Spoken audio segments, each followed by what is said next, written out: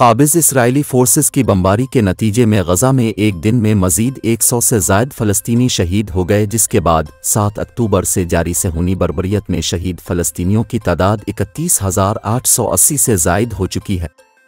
गैर मुल्की खबर रसां इदारे के मुताबिक इसराइल का गज़ा के अल-शिफा अस्पताल का घेराव चौथे रोज़ में दाखिल हो गया। इसी दौरान इसराइली बमबारी के नतीजे में गज़ा में एक रोज़ के दौरान 100 से ज़ायद फ़लस्तीनियों को शहीद कर दिया गया।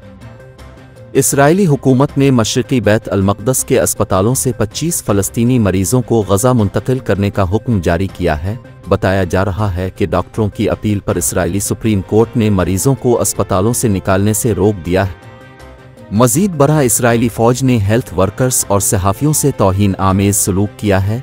इस हवाले से अमरीकी टीवी CNN के मुताबिक ज़ेर हिरासत अफराद को बरहना करके आँखों पर पट्टियाँ बांधी गईं और उन्हें ज़दो-कूब भी किया गया।